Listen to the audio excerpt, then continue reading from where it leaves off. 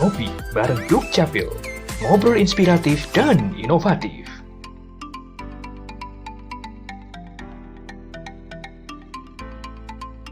Bersama Ditjen Kependudukan dan Catatan Sipil Kementerian Dalam Negeri.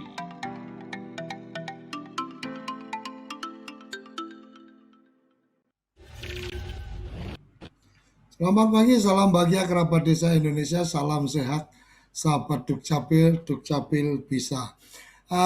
Ngopi bareng Dukcapil, episode ke-14 kita akan menikmati Jenang Kudus dan jalan-jalan ke Makassar. Pagi ini kita ditemani oleh Pak Erik. Selamat pagi Pak Erik. Selamat pagi Pak Surya Koco. Selamat pagi sahabat Dukcapil, kerabat desa. Oke. Salam sehat selalu. Salam sehat. Kita akan ke Kudus sama ke Makassar, tapi mungkin kita ke Makassar dulu. Mungkin ada yang ingin disampaikan di awal, Mas Erik, monggo. Terima kasih Pak Koco. Selamat pagi Bu Puspa, Kepala Dinas Dukcapil Kota Makassar. Jadi pagi ini kita coba berkunjung ke dua wilayah Pak Koco. Wilayah Jawa Barat dan Timur.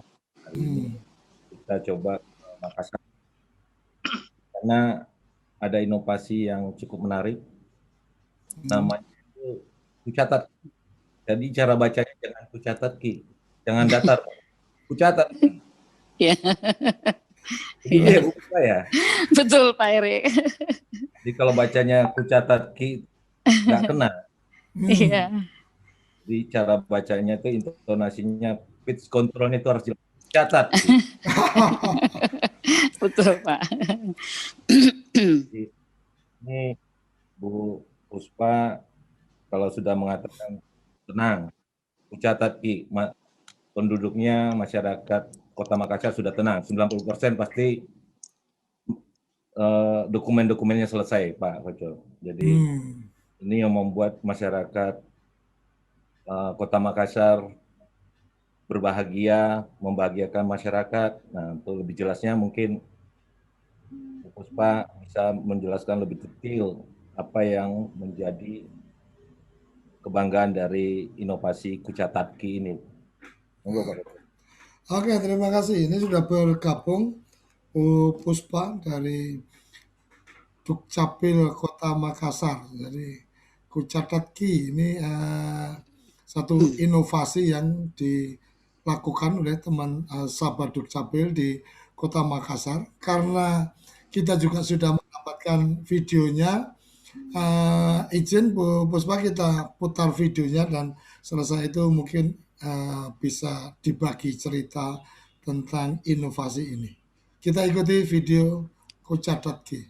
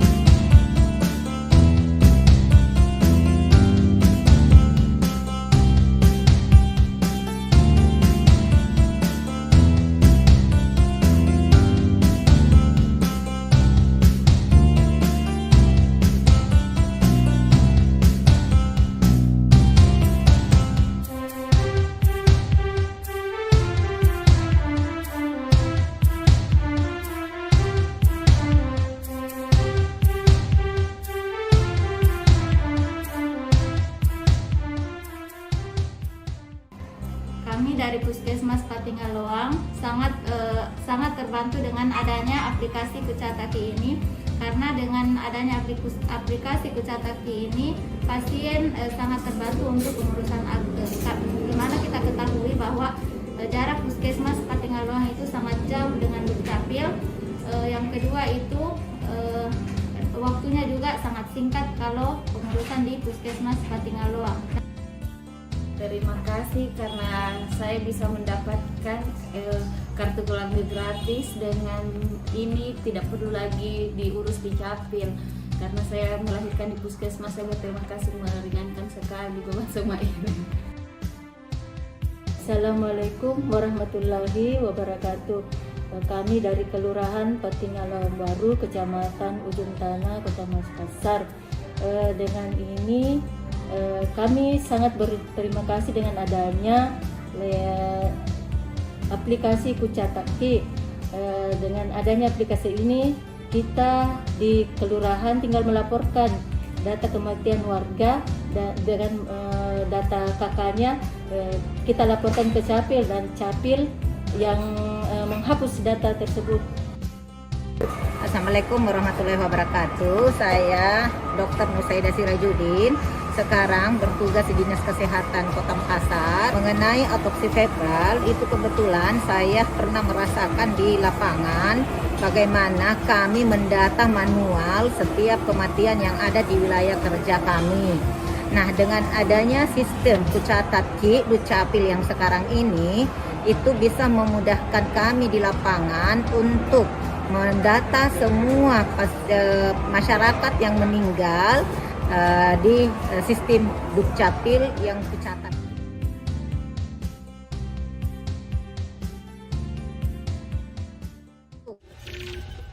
Mendata semua. Oke, Kucataki, menarik ini. Bu Puspa boleh berbagi cerita langsung?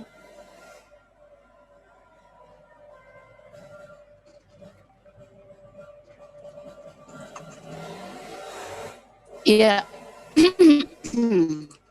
Makasih. Assalamualaikum warahmatullahi wabarakatuh. Yang gitu Pak Surya Koco. Nah,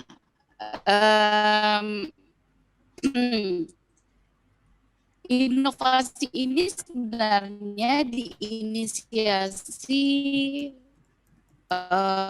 pada awalnya itu di tahun 2018, dan ini sebenarnya 90% Pak Sukoco. Jadi umur 0 sampai 18 tahun itu masih di bawah 90%. Sedangkan target yang diberikan kepada kabupaten kota itu di angka kurang lebih 90. Dinas Kesehatan dengan melibatkan kurang lebih 26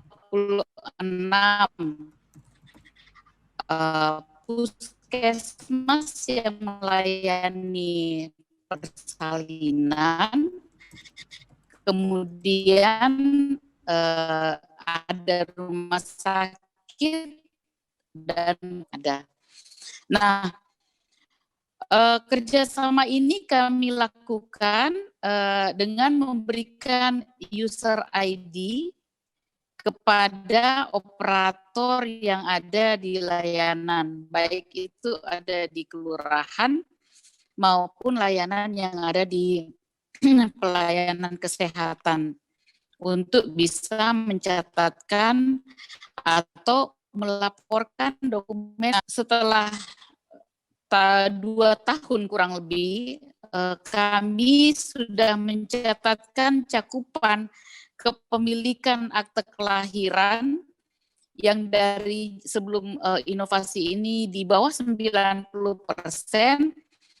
alhamdulillah terakhir data kami itu di angka kurang lebih 96% Pak Sukoco. Jadi nah, di awal tahun 2019 ini juga terkait dengan implementasi dari pencatatan sipil dan statistik hayati atau PS2H yang menjadi salah satu concern dari Kementerian Kesehatan, maka terjalin kerjasama antara sama Litbang Kemenkes dan Ditjen Dukcapil ini adalah Kota Makassar dengan inovasi Kucataki. Nah, dengan kondisi seperti ini menyebabkan atau ternyata inovasi Kucataki yang tadinya hanya digunakan untuk mencatatkan atau adanya pelayanan masyarakat, adanya kerjasama dengan Kementerian Kesehatan, inovasi ini berkembang menjadi inovasi yang ada slot baru. Yang pertama adalah pencatatan kematian yang tercatat melalui kelurahan digunakan oleh teman-teman dari Dinas Kesehatan untuk bisa men-tracing atau men-tracking autopsi verbal. Karena pencatatan kematian memang agak sulit Pak Suryo Koco untuk diakses oleh Dinas Kesehatan secara sistem. Jadi mereka manual saja. Kalaupun misalnya datanya ada, itu pun agak susah untuk mereka lakukan autopsi verbal. Nah, autopsi verbal ini sebenarnya bagi Dinas Kesehatan itu sangat penting karena ini menjadi salah satu database tentang apa sih penyebab kematian dari warga yang ada di Kota Makassar. Dan ujung-ujungnya adalah keluarlah mungkin kemungkinan ya analisa bahwa untuk di Kota Makassar penyebab kematian yang terbesar itu mungkin penyakitnya misalnya ratingnya dari level 1 atau di nomor 1 apa, nomor 2 apa. Nah, ini menjadi database yang akan digunakan oleh Kementerian Kesehatan untuk melakukan intervensi pencegahan terhadap penyebab kematian yang memang dilihat cukup besar mungkin penyebabnya di Kota Makassar. Nah, selain itu juga melalui aplikasi Kucataki ini kami memang sementara mengembangkan tentang bagaimana pencatatan ibu hamil. Jadi selain kami sudah mencatatkan misalnya masyarakat yang melakukan persalinan, lebih di awal lagi adalah pencatatan tentang ibu hamil sehingga data itu bisa menjadi database dan ini sebenarnya menjadi antisipasi bagi Dinas Kesehatan untuk pencegahan salah satunya adalah stunting atau resiko-resiko lain yang biasa dialami oleh ibu hamil sehingga kolaborasi dari Dinas Dukcapil maupun Dinas Kesehatan ini memang terasa sekali dengan adanya aplikasi Kucataki. Nah, selanjutnya kami ingin menjelaskan Pak, pada saat aplikasi ini di awal kita implementasikan itu kan dokumennya masih menggunakan kertas berhologram.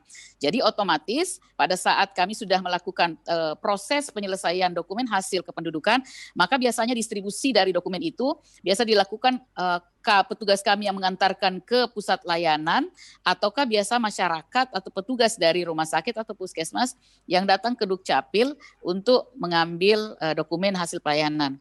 Nah,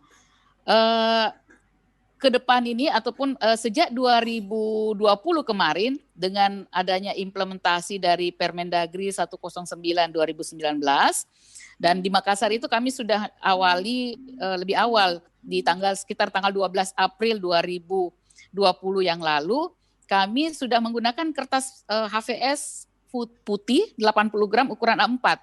Nah, ini semakin memudahkan masyarakat, jadi tidak ada lagi kontak fisik, apalagi kan kemarin itu pandemi lagi keras-kerasnya di Makassar juga Pak Suryo Koco. Ya, sehingga pada saat kami memberlakukan Permendagri 109 2019, maka pada saat dokumen kependudukan yang sudah diajukan melalui operator yang ada di rumah sakit maupun puskesmas, kemudian diproses oleh petugas kami yang ada di Dukcapil. Setelah itu dokumen hasil kependudukannya atau dokumen hasilnya itu kami langsung kirim dalam bentuk PDF ke warga maupun ke puskesmas.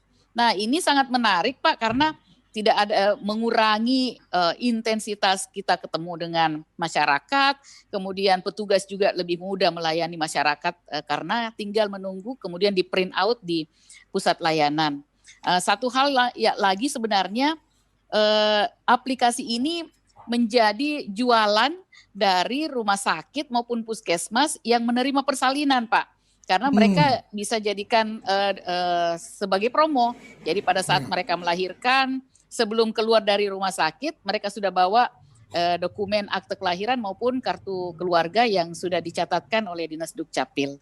Nah, itu hal-hal baik yang memang terjadi dengan adanya implementasi dari Kucataki ini. Kemudian tadi sudah saya jelaskan Pak tentang autopsi verbal yang sudah dilakukan oleh teman-teman Dinas Kesehatan.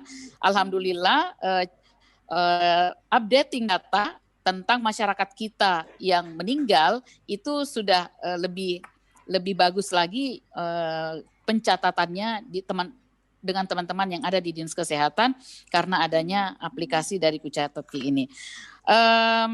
Satu yang terakhir Pak Suryo Koco, yaitu dengan aplikasi ini ternyata sebahagian besar rumah sakit, mau rumah sakit bersalin, kemudian rumah sakit yang memang juga menerima persalinan, itu sudah ikut juga untuk rencana melakukan kerjasama dengan kita karena ini dianggap sebagai salah satu hal yang baik yang bisa memudahkan masyarakat untuk bisa menerima layanan. Dan satu tadi itu juga menjadi bagian dari promosi dari rumah sakit untuk bisa masyarakat tertarik untuk bisa menerima layanan di rumah sakit tersebut.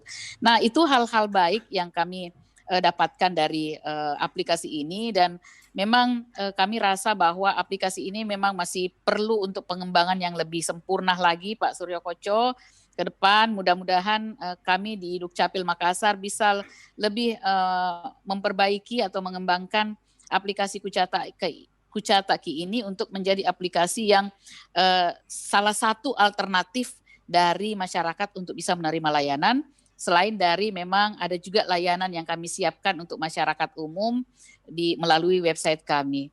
Saya kira itu penjelasan singkat dari saya Pak Suryo Koco. Terima kasih. Saya kembalikan. Oke, terima kasih. Bu Puspa, yang menarik adalah tadi terkait dengan adanya juga pendataan ibu hamil dan kemudian pendataan meninggal. Kenapa? Karena tadi disampaikan terkait dengan kebutuhan teman-teman di kesehatan meninggal. Nah, yang jadi pertanyaan adalah kalau ibu hamil jelas itu untuk kemudian mungkin layanan posyandu, layanan gizi dan seterusnya. Nah, untuk pencatatan meninggal apakah memang ada data meninggal karena apa dan seterusnya sehingga itu kemudian menjadi dokumen atau data yang kemudian intervensi dari dinas untuk kemudian mengantisipasi dan seterusnya. Silakan. Ya, kalau secara normatif sebenarnya memang kalau di Dukcapil itu seluruh Dukcapil saya kira pencatatan kematian itu Pak Suryo Koco memang dimanfaatkan oleh kita hanya memiliki format kalau saya tidak salah ada 6 penyebab kematian yang ada. Tetapi dari kacamata atau dari paradigma Kementerian Kesehatan memang penyebab kematian itu cukup banyak Pak Suryo Koco. Kalau saya tidak salah ada lebih 100 Pak. Tapi itu kemudian disimplifikasi tapi ternyata memang masih di angka kurang lebih 90 lebih penyebab kematian. Nah, kalau mengikuti format yang ada standar memang tidak bisa diakomodir oleh pencatatan kami yang ada di sistem SIAK. Sehingga pada saat kami melakukan pencatatan kematian yang dilaporkan oleh kelurahan karena memang pada saat masyarakat yang meninggal, maka salah satu dokumen yang dibutuhkan oleh masyarakat itu adalah surat keterangan kematian dari kelurahan. Nah, kami memanfaatkan simpul itu agar kami bisa mendapatkan juga data kematian. Karena jujur kami bisa katakan Pak Suryo Koco, masih banyak masyarakat yang memiliki anggota keluarganya yang meninggal tapi tidak dilaporkan. Hal inilah yang menyebabkan biasanya data kita itu belum valid, dan itu biasanya dampaknya pada saat misalnya contoh pada pelaksanaan pilkada. Kalau pada saat pilkada itu ada undangan yang diedarkan oleh KPU karena datanya memang belum hilang dari Dukcapil atau belum dihapus, ternyata yang bersangkutan sudah meninggal, dan itu meninggalnya sudah bertahun-tahun. Maka kami coba menjemput bola, berada di simpul pelaporan masyarakat, karena kalau saya tidak salah ya Pak Suryo Koco, sebelum masyarakat dimakamkan itu kan harus punya keterangan kematian dari kelurahan. Maka simpul itulah yang kami manfaatkan agar kami bisa melakukan updating data, terlapor data masyarakat yang sudah meninggal, sehingga data di Dukcapil itu bisa lebih valid. Nah, kemudian ternyata ini juga dilihat oleh teman-teman dari Dinas Kesehatan ini sebagai sesuatu database yang cukup memberikan harapan bahwa karena pencatatan kematian juga ini belum terlalu baik dibanding dengan pencatatan kelahiran, maka Dinas Kesehatan memanfaatkan catatan ataupun pelaporan kematian yang dilakukan oleh warga, kemudian itu diambil dan digunakan oleh Dinas Kesehatan untuk kemudian turun ke lapangan melakukan otopsi verbal, Pak. Jadi ada wawancara yang dilakukan oleh petugas kecamatan yang bertugas pada wilayah-wilayah tertentu, sudah dibagi Pak Suryo Koco. Kalau saya tidak salah ada 48 puskesmas yang ada di Kota Makassar, maka data kematian yang sudah kami catatkan itu di-share datanya ke masing-masing puskesmas yang berada di wilayah tugasnya. Itulah yang dilakukan oleh teman-teman Dinas Kesehatan untuk melakukan otopsi verbal, sehingga ada data. Jadi ini data bukan di Dukcapil akhirnya. Dia menjadi database dari teman-teman Dinas Kesehatan untuk memiliki data tentang penyebab kematian yang ada di Kota Makassar, dan itu akan menjadi database untuk memberikan rujukan bahwa penyebab kematian yang pertama misalnya berkaitan dengan stroke misalnya ya Pak, kemudian jantung atau cancer. Nah, itulah yang menjadi database kemudian akan digunakan oleh Kementerian Kesehatan untuk intervensi program-program yang memang dirasakan cukup bisa melakukan pencegahan terhadap wilayah-wilayah seperti Kota Makassar. Jadi ada keinginan atau political will dari Kementerian Kesehatan untuk intervensi program itu tidak dilakukan sama dengan seluruh daerah, karena pasti akan dilihat secara parsial daerah ini lebih membutuhkan intervensi program apa dibanding dengan daerah lain yang mungkin penyebab kematiannya berbeda dengan Kota Makassar. Itu penjelasan singkat saya Pak Suryo Koco. Ini yang luar biasa adalah kesadaran data yang sudah terbangun dari para pihak, dan kemudian kesadaran untuk berbagi pakai data yang selalu disampaikan oleh Prof. Yudan tentang bagaimana data ini juga bisa dimanfaatkan. Jadi yang saya tangkap adalah kemudian dari Dukcapil memberikan notifikasi, oh ini ada warga yang meninggal, kemudian dari dinas melakukan otopsi verbal, artinya ketika dapat notifikasi kemudian dia melakukan pendataan sesuai kebutuhan mereka, sehingga data itu masuk ke mereka, termasuk juga mungkin notifikasi tentang oh ada ibu hamil nih di wilayah ini dan seterusnya, sehingga mereka bisa memetakan bahwa oh kalau wilayah ini memang rawan gizi dan seterusnya, maka perlu ada intervensi dari dinas. Kira-kira gitu ya? Betul, betul Pak. Betul sekali Pak Suryo Koco. Oke, ini luar biasa. Pak Erik, ini dari tadi kayaknya menyimak sekali nih Pak Erik. Terkagum-kagum nih sama Bu Puspa ini. Silakan Pak Erik. Ya, terima kasih Pak Koco. Terima kasih Bu Puspa. Terima kasih Pak Erik. Jadi, kalau kita lihat perkembangan pencatatan yang ada di Kota Makassar ini sangat menarik sekali, di mana di luar jalur kewenangan atau di luar jalur tugas fungsi Dukcapil, Bu Puspa kita mencatat penyebab kematian. Penyebab kematian ini kalau di SIAK memang terbatas, ada 6 seperti yang Iya, betul. Nah, mungkin ini yang bisa dijadikan sebagai rujukan terhadap apa yang sudah dilakukan Puspa ini. Jadi tidak salah juga kita dari pusat belajar nanti dari inovasi yang ada di Kota Makassar, apa saja yang menjadi penyebab kematian dari dinas kesehatan tersebut. Mungkin disebut ada 100 yang tercatat 90. Nah, kemudian yang menarik sekali juga tadi ada pencatatan yang mungkin belum pernah kita dengar dari inovasi-inovasi yang lain. Nah, pencatatan stunting, kondisi gagal tumbuh anak balita.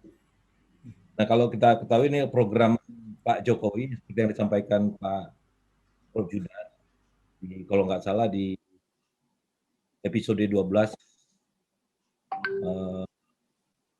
inovasi dari Borpang, Pandukan, yang baru mencatat akte kelahiran saja. Tapi di Kota Makassar ini sudah bisa mencatat masyarakat yang mulai dari kehamilannya sampai lahirnya dan kemudian mengeluarkan akte kelahirannya. Ini sangat menarik sekali. Karena kita tahu di Indonesia ini pada tahun 2017 kemarin ini Indonesia tertinggi keempat yang mengidap masalah stunting. Setelah India, Pakistan dan Nigeria. Nah, ini persaingan kita cuma dengan Pakistan dan Nigeria saja. Nah, ini sangat menarik sekali jika ini bisa dikembangkan di seluruh Dinas Dukcapil Kabupaten Kota, sehingga program Presiden kita Pak Joko Widodo untuk menanggulangi masalah stunting ini bisa cepat berhasil. Karena apa? Ini merupakan syarat utama, syarat kunci yang bisa mengenali penduduk-penduduk Indonesia yang dalam kondisi hamil sampai melahirkan bisa dicatat ataupun ditelusuri mulai dari kampanye dia mendapatkan apa saja, gizi apa saja yang didapatkan oleh ibu hamil tersebut, sehingga di saat melahirkan kita sudah siap dengan anak yang tumbuh subur, tidak stunting, tidak gagal tumbuh. Seperti sekarang ini penduduk jumlah balita kita ada 23 juta. Di 2019 27,76%. Penduduk Indonesia ini mengalami stunting. Artinya dari 23 juta ada 6,3 juta penduduk Indonesia yang mengalami stunting. Nah, ini generasi-generasi yang dilahirkan itu ke depan akan berisiko dengan kondisi stunting ini. Jadi kami sangat mendukung sekali, Pak. Terima kasih, Pak Erik. Kota Makassar mungkin bisa jadi rujukan kita nanti ke depan untuk nasionalnya. Saya rasa itu, Pak. Oke, luar biasa. Jadi yang selalu saya dapatkan dari sahabat Dukcapil adalah inovasi yang luar biasa dan mencoba melakukan koordinasi atau sinergi dengan para pihak. Ini yang luar biasa, karena memang kalau bicara stunting itu bukan permasalahan setelah lahir, tapi pada saat dia ibu mulai mengandung itu sebenarnya menjadi bagian untuk mendapatkan perhatian khusus, mulai dari gizi, mulai dari perilaku dan seterusnya, yang mungkin ketika tadi Bu Puspa di Kota Makassar sudah punya data itu, maka ketika data di-share ke Dinas Kesehatan juga bisa memberikan feedback ke Dukcapil. Seperti kalau yang tadi Mama data meninggal, oke, ini ada meninggal di sini, kirim ke dinas melakukan autopsi verbal. Selesai itu yang kemudian diharapkan adalah feedback, memberikan informasi, meninggal karena ini. Jadi datanya akan semakin lengkap di kedua belah pihak. Ini luar biasa, dan sahabat Dukcapil sudah memulai dan sudah melangkah. Kita akan ke Kudus setelah yang satu ini. Jangan kemana-mana, tetap di Ngopi Bareng Dukcapil. Assalamualaikum warahmatullahi wabarakatuh. Ini luar biasa, ini melayani sepenuh hati, nggak sesuka hati. Monggo Mas Eko bisa berbagi cerita tentang Jalan Kudus. Terima kasih. Dengan hati-hati. Hati-hati, Assalamualaikum nggak warahmatullahi sesuai wabarakatuh. hati. Kami Kepala Dinas Dukcapil Halo, Mas Eko. Randes Eko Hadi Jatmiko, terkait dengan apa yang sudah kami tayangkan berkaitan dengan kami layanan administrasi kependudukan di Kabupaten Kudus dengan pelayanan apalagi di masa pandemi di kabupaten melalui institusi web kami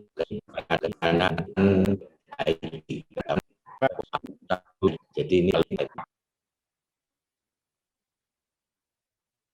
lama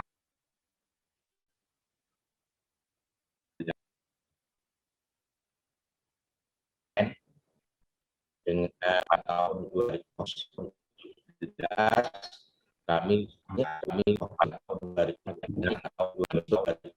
kami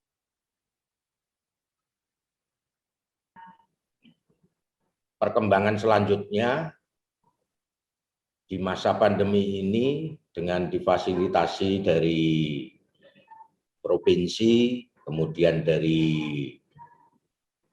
Kemendagri, Dirjen Pendudukan, kami mengembangkan inovasi yang pelayanan online berbasis website tadi, Jenang Dukcapil. Dan alhamdulillah dengan pelayanan online ini masyarakat betul-betul mendapat kemudahan. Betul-betul mendapat kemudahan dan ini juga bisa mengantisipasi terkait dengan adanya pungli, adanya calo, dan lain sebagainya.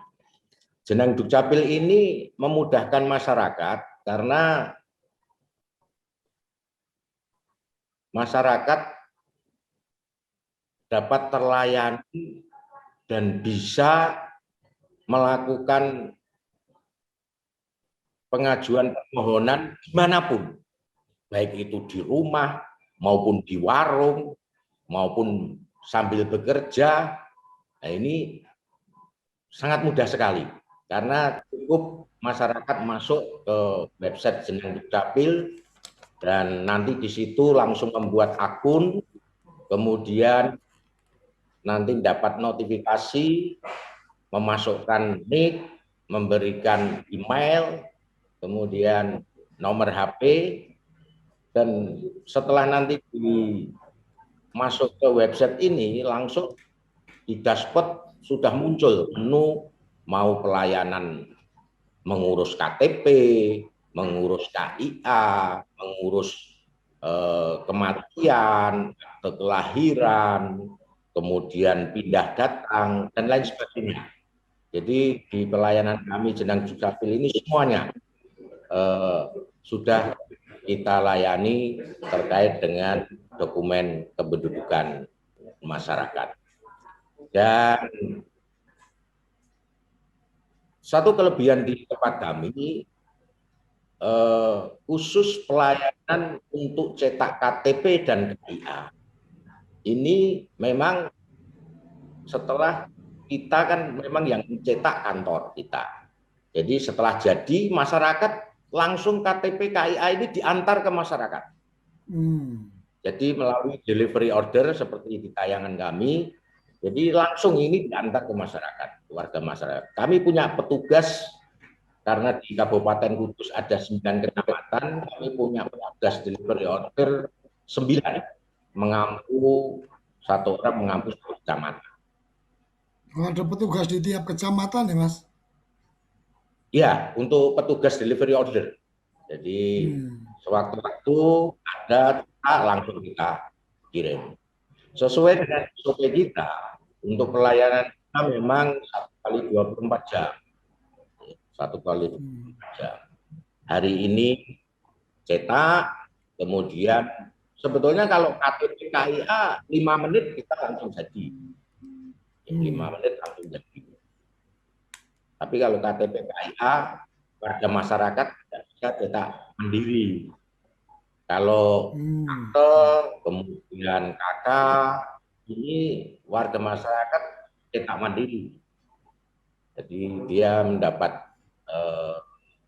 email nanti, karena tadi masuk ke menu, masukkan emailnya, kita warga masyarakat nanti mendapat email, kemudian untuk dicetak secara mandiri di luar KTP dan KIA, karena khusus tidak punya khusus. Saya kira itu Bapak terkait dengan inovasi di tempat kami dan pelayanan kami di masa pandemi ini. Kita memang tidak ada pelayanan tatap muka sampai hari ini, dan alhamdulillah dengan pelayanan online ini sampai hari ini dari 1 tahun kemarin, dari bulan Maret sampai hari ini sudah hampir kurang lebih 30 pemohon. Jadi yang menggunakan, warga masyarakat Kudus yang menggunakan layanan ini. Saya kira itu. Terima kasih Bapak. Assalamualaikum warahmatullahi wabarakatuh. Mas Eko. Mas Eko, jenengan kan di kabupaten otomatis ada desa-desa yang dari catatan saya mungkin ada 9 kelurahan, 123 desa, ya 700 sekian RW dan seterusnya. Pelayanan untuk di tingkat desa apakah juga dikembangkan dengan Jenang Kudus ini? Iya.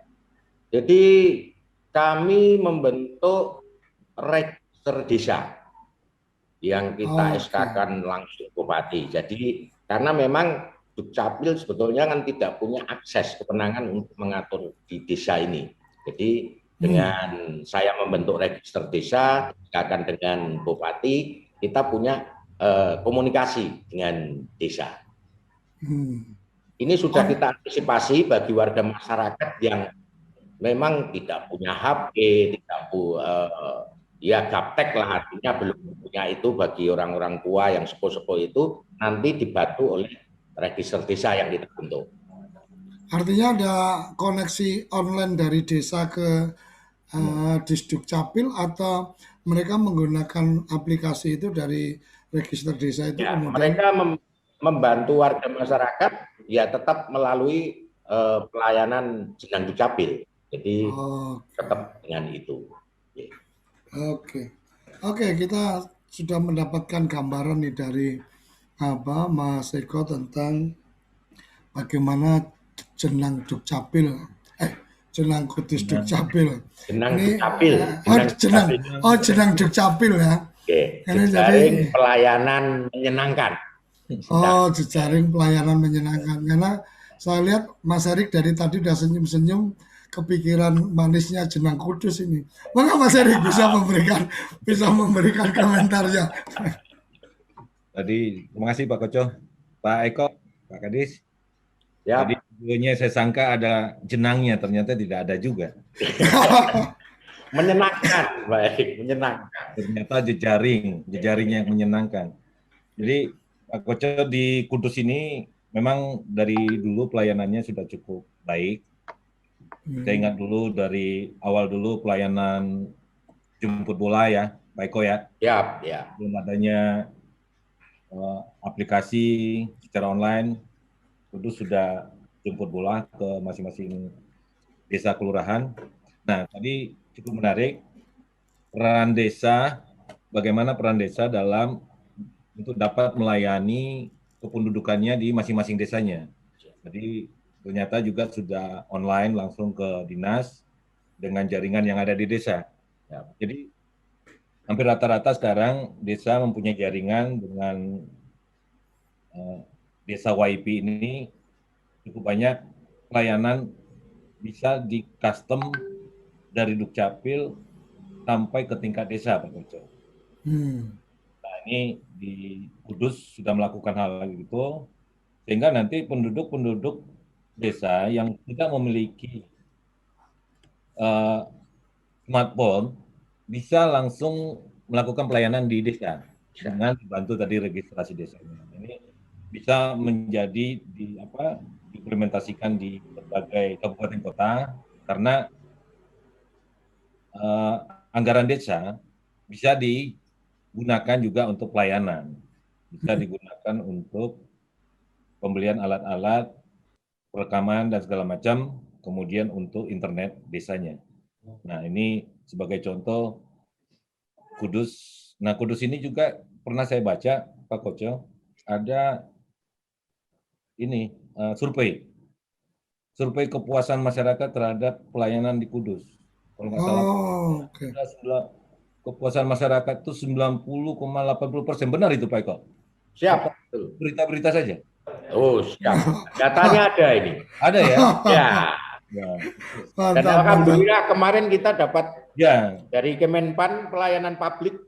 Ya, WBK ya. Ya. Wah, selamat. Dapat WBK kemarin. Kerja keras, kerja cerdas, kerja ikhlasnya Pak Eko ini sudah membuahkan hasil, Pak. Amin. Terima kasih. Ya, sudah diganjar dengan WBK, wilayah bebas korupsi. Karena tadi motonya melayani sepenuh hati, dengan hati-hati dan tidak sesuka hati. itu menarik itu tadi.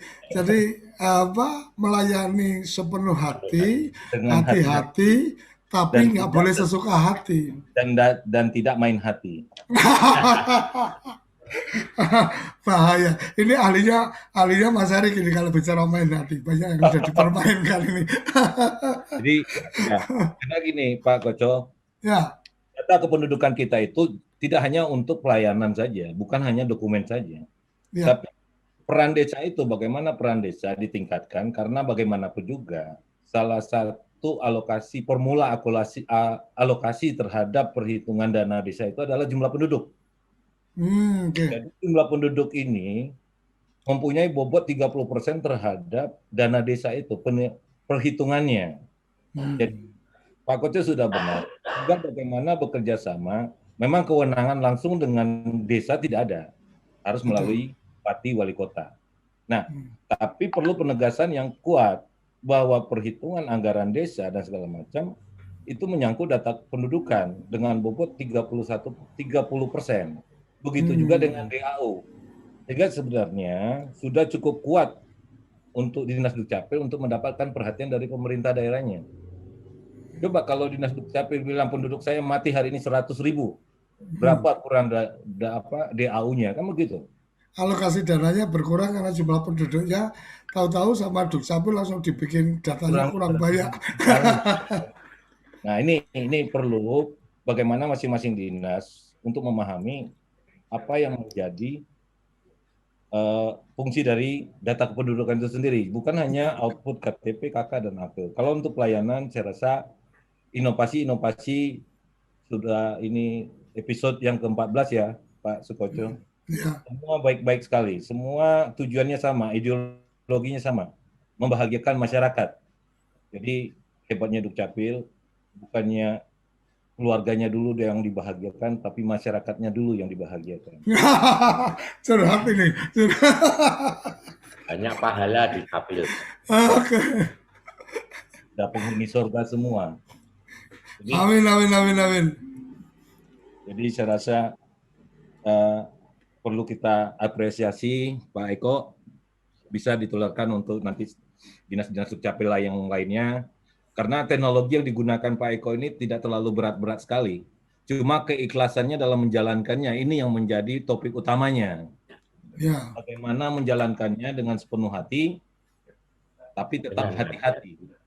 Tidak sesuka hati. Dan tidak sesuka hati. Dan jangan main hati.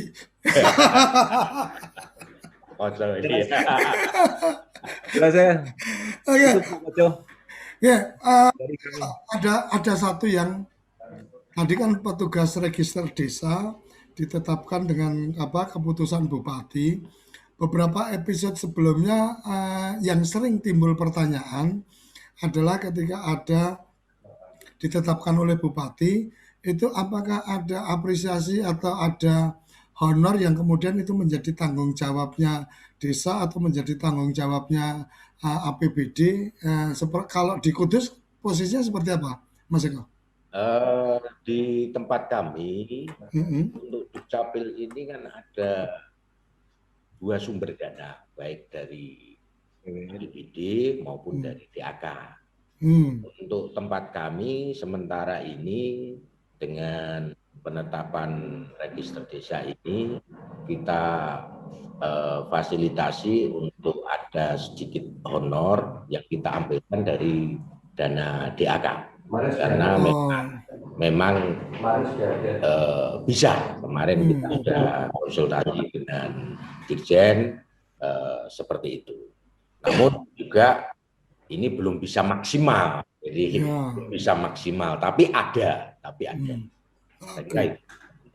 Artinya ketika kemarin ada beberapa pertanyaan di chatting dan juga di YouTube tentang bagaimana pembiayaan, karena kadang-kadang ada juga nih saudara-saudara kita yang ketika ada ide kayak gini, tapi kemudian selalu ketakutannya atau bayang-bayangnya adalah bagaimana pembiayaannya, padahal yang lebih utama kan bagaimana kreativitas kita untuk membuat inovasinya. Nah, semua bisa.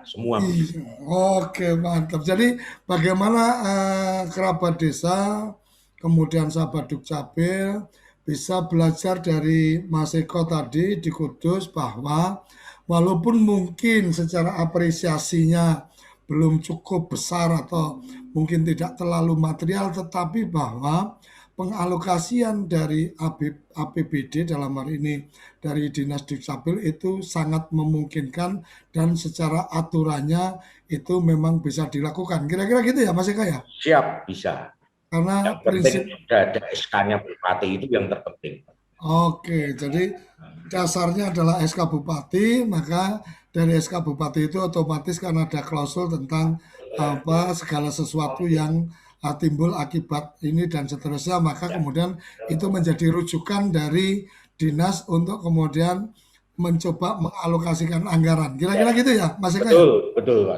Siap. Mas Eko, kita masih ada waktu sekitar 5 menit. Mas Eko, saya ingin dengar tadi Mas Erik sudah menyampaikan bagaimana teman-teman di Kudus, sahabat Dukcapil Kudus ini kan selalu responsif, bahkan terakhir ada survei kepuasan sampai 90% lebih dan seterusnya.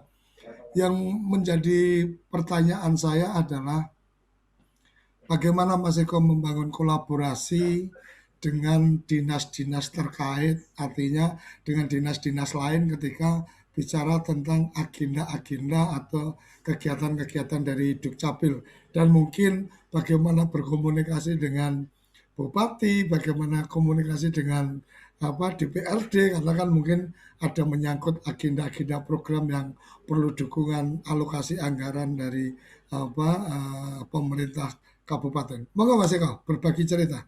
Ya, terima kasih Bapak. Jadi yang utama ini yang kami sampaikan terkait dengan pelayanan kami membahagiakan kepada masyarakat ini, memang dari awal dengan beberapa inovasi di tempat kami sudah punya yang namanya helpdesk. Pengaduan masyarakat. Kami ada dan punya. Kita punya ruang sendiri helpdesk. Jadi semua permasalahan warga masyarakat berkait dengan Dukcapil, dokumen kependudukan, ini masuk di situ semua. Silakan langsung. Dan kemudian karena helpdesk ini juga melayani 1 kali 24 jam. 1 kali 24 jam di sini terlayani. Dan kemudian tidak hanya itu, di pemerintah Kabupaten Kudus ini juga selain khusus OPD saya Dukcapil ini ada helpdesk, warga masyarakat juga transparan, kita transparan Pemkab bisa melaporkan langsung ke Kring Bupati. Ada pelayanan seperti itu. Kemudian juga ada pengaduan yang kalau masalah terkait dengan perangkat desa, ini aparat, ini bisa juga langsung ada kring ke inspektorat. Jadi ada line-line itu. Kalau Dukcapil sendiri ini, jadi semua terkait dengan transparansi ini sudah kita siapkan semua, warga masyarakat cukup mudah. Silakan, monggo. Kalau memang ada pelayanan Dukcapil yang kurang dan lain sebagainya, kami buka helpdesk 1 kali 24 jam. Kemudian terkait kenapa Dukcapil Kudus dengan inovasinya kemudian segera dilaksanakan berkaitan dengan anggaran, karena memang kami tunjukkan Dinas Dukcapil ini, Dinas Dukcapil ini dengan pelayanan kepada masyarakat dengan inovasinya ini kita tunjukkan. Apalagi kita juga sesuai dengan petunjuk Bapak Dirjen, kita 1 bulan 2 kali kita melaksanakan dialog dengan jadi Dukcapil menyapa warga. Ini terus mungkin kita laksanakan. Kemudian lain dengan media sosial semua kita komplit. Ada Instagram, Facebook, Twitter, semua kita juga sudah komplit. Kemudian terkait dengan pemberdayaan kepada masyarakat, ini kita juga ada kaitannya dengan stakeholder yang ada di bawah. Kita ada kerjasama dengan PKK, kemudian dengan Karang Taruna, kemudian Bidan Desa, kemudian juga desa itu sendiri. Jadi untuk stakeholder masyarakat itu sudah ada semua komunikasinya. Kemudian untuk instansi dinas OPD yang lain, kita memang selalu dengan tunjuk ya Bapak Dirjen yang ada kaitannya dengan PKS, perjanjian kerjasama, OPD yang lain. Alhamdulillah ini Kudus sudah ada 3 OPD, kemudian ini sudah mengajukan kembali 6 yang baru kita ajukan, jadi tidak ada kendala untuk Kudus, jadi tidak ada masalah komunikasinya. Tentunya dari itu semua pimpinan, bupati, kemudian juga di Dewan, ini bisa melihat. Jadi ini loh yang dikerjakan oleh Dukcapil. Dari itulah maka kita selalu mulus lah kalau penganggaran di tahun berikutnya dan lain sebagainya. Alhamdulillah juga Kudus juga diberi ini oleh Bapak Bupati. Anjungan Dukcapil Mandiri. Kita sudah punya anjungan Dukcapil Mandiri. Mantap. Dan alhamdulillah masyarakat responnya bagus, DPR juga bagus. Jadi ya kita berdoa aja moga-moga nanti 132 desa kelurahan dapat anjungan mampu untuk beli ini ADM. Hanya sekarang Pak Erikson ini tinggal dana desa ini boleh enggak untuk beli ADM. Nah ini, ini di forum ini saya laporan dengan Pak Erik ini ya. Nanti biar dikaji. Desa yang ada di Kudus siap semua, siap. Nanti kita pertanyakan Pak Erik. Ya. Saya kira itu. Matur nuwun Mas Eko. Jadi ini kayaknya terakhir ada catatan dari Mas Eko ini untuk Mas Erik tentang dana desa bisa nggak nih untuk pengadaan anjungan Dukcapil Mandiri. Tapi luar biasa apa yang disampaikan oleh Mas Eko tadi untuk sahabat Dukcapil. Bagian yang menarik yang saya bisa tangkap adalah ketika program-program diusulkan ke bupati atau ke DPR dan seterusnya, maka usulan program itu memang karena berbasis data kebutuhan masyarakat. Ini yang menjadi penting.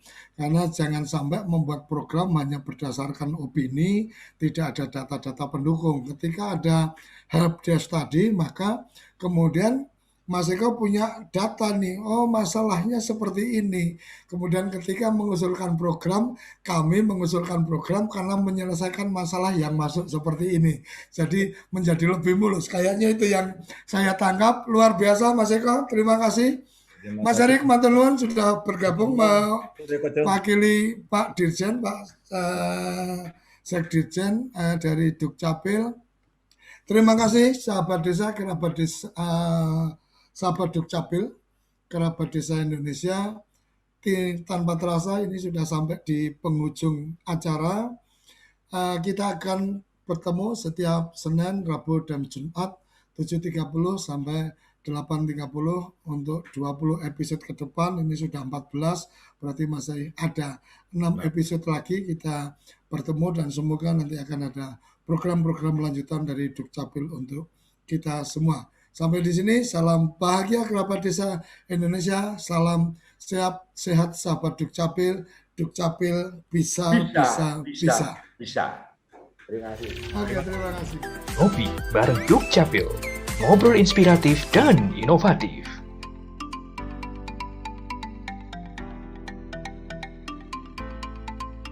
Bersama Ditjen Kependudukan dan Catatan Sipil Kementerian Dalam Negeri.